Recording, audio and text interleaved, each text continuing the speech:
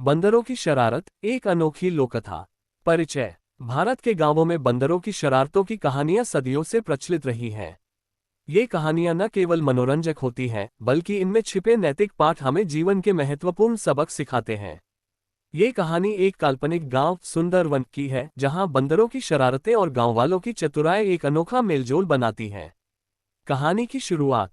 सुंदरवन एक हरा भरा गांव था, जो हिमालय की तलहटी में बसा था। यहाँ के लोग सादगी और मेहनत से अपनी जिंदगी जीते थे।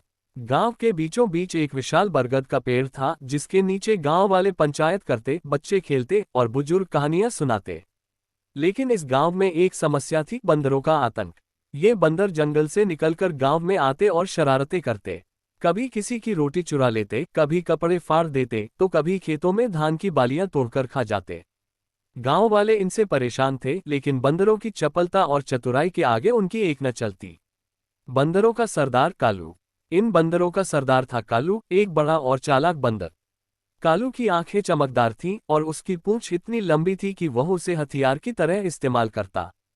कालू अपने दल के साथ मिलकर ऐसी योजनाएं बनाता कि गांव वाले हक्के बक्के रह जाते। एक बार उसने गांव के सरपंच की टोपी चुराकर बरगद के पेड़ की सबसे ऊंची डाल पर लटका दी थी। जब सरपंच टोपी लेने की कोशिश में पेड़ पर चढ़ा, तो कालू ने नीचे से उसकी धोती खींच ली। गांव वाले हंसते हंसते लोटपोट हो गए, लेकिन सरपंच का गुस्सा सातवें आसमान पर था। गांव वालों की परेशानी। गांव की सबसे बड़ी समस्या थी बाजार का दिन। हर हफ्ते गांव में बाजार लगता, जहां आसपास के गांवों से लोग सामान खरीदने आते। लेकिन कालू और उसके दल के लिए ये दिन लूट का अवसर था। वे फल, सब्जी, अनाज और यहां तक कि चाट की दुकान से गोलगप्पे तक चुरा लेते। एक बार तो कालू ने मिठाई वाले की दुकान से पूरी रसगुल्लों की टोकरी उठा ली और पेड़ पर बैठकर अपने दल के साथ मजे से खा गया। गांव वालों ने कई उपाय आजमाए। कुछ ने बंदरों को डराने के लिए ढोल नगाड़े बजाए, तो कुछ ने पेड़ों पर जाल बिछाए। लेकिन कालू इतना चालाक था कि हर बार वह इन जालों को चकमा दे देता। गांव वाले हार मानने लगे थे। छोटू की चतुराई। गांव में एक छोटा सा लड़का था, जिसका नाम था छोटू। छोटू 12 साल का था, लेकिन उसकी बुद्धि किसी बड़े बूढ़े से कम न थी। वह हमेशा बरगद के पेड़ के नीचे बैठकर बंदरों की हरकतें देखता और सोचता कि इनका कुछ तो करना होगा। एक दिन उसने अपनी दादी से सुनी एक पुरानी कहानी याद की, जिसमें एक चतुर लड़के ने जंगल के जानवरों को सबक सिखाया था। उस कहानी से प्रेरित होकर छोटू ने एक योजना बनाई। छोटू ने गांव वालों को इकट्ठा किया और बोला, हमें बंदरों से लड़ने की जरूरत नहीं है। हमें उनकी चतुराई का इस्तेमाल उनके खिलाफ करना होगा। गांव वाले हैरान थे कि यह छोटा सा बच्चा क्या कर सकता है, लेकिन उन्होंने उसकी बात मानने का फैसला किया। छोटू की योजना। छोटू की योजना थी बंदरों को उनकी ही शरारत में फंसाना। उसने गांव वालों से कहा कि वे बाजार के दिन एक खास दुकान सजाएं, जिसमें ढेर सारे केले, आम और मिठाइयां रखी जाएं। लेकिन इन सब में एक खास चीज मिलाई जाए, मिर्च का पाउडर। छोटू ने कहा, हम इन फलों और मिठाइयों में हल्की सी मिर्च डाल देंगे। इतनी कि बंदरों को तुरंत पता न चले, लेकिन बाद में मुंह में जलन हो। गांव वालों ने छोटू की बात मानी। अगले बाजार के दिन उन्होंने एक चमकदार दुकान सजाई। उसमें रसीले आम, पके केले और लड्डुओं की टोकरियां रखी। लेकिन हर फल और मिठाई में हल्की सी मिर्च मिलाई गई थी। दुकान के ऊपर एक बड़ा सा जाल भी छिपाकर रखा गया था, जिसे छोटू ने खुद डिजाइन किया था। बंदरों का जाल में फंसना। जैसे ही बाजार शुरू हुआ, कालू और उसका दल दुकान की ओर लपके। कालू ने सोचा कि आज तो लूट मचाने में मजा आएगा। उसने अपने दल के साथ मिलकर फल और मिठाइयां चुरानी शुरू की।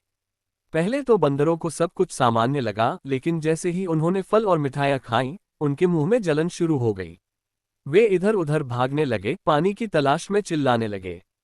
इसी बीच छोटू ने जाल का रस्सा खींचा और कालू समेत आधा दर्जन बंदर जाल में फंस गए। बाकी बंदर डरकर जंगल की ओर भाग गए। गांव वाले खुशी से झूम उठे। उन्होंने कालू और उसके साथियों को पकड़कर एक बड़े पिंजरे में बंद कर दिया। कालू का सबक। छोटू ने कालू से कहा, कालू, तुम बहुत चालाक हो, लेकिन तुम्हारी शरारतों ने गांव वालों को बहुत परेशान किया। अगर तुम वादा करो कि अब से गांव में शरारत नहीं करोगे, तो हम तुम्हें छोड़ देंगे। कालू, जो अब तक मिर्च की जलन से परेशान था, ने सिर हिलाकर वादा किया। उसकी आंखों में शरारत की जगह अब थोड़ा डर और सम्मान था। गांव वालों ने कालू और उसके साथियों को जंगल में छोड़ दिया। कालू ने अपने दल को समझाया कि अब से वे गांव में शरारत नहीं करेंगे।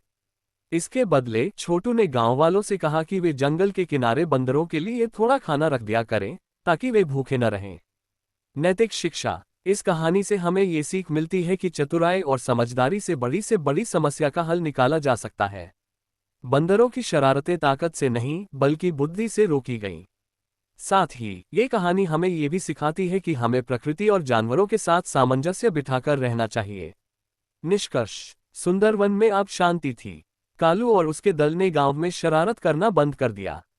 छोटू गांव का नायक बन गया और उसकी कहानी दूर दूर तक फैल गई। गांव वाले अब हर बाजार के दिन जंगल के किनारे थोड़ा खाना रखते और बदले में बंदर गांव को परेशान नहीं करते। ये कहानी गांव के बच्चों के बीच एक लोककथा बन गई, जो हर पीढ़ी को चतुराई और सहानुभूति का पाठ सिखाती रही।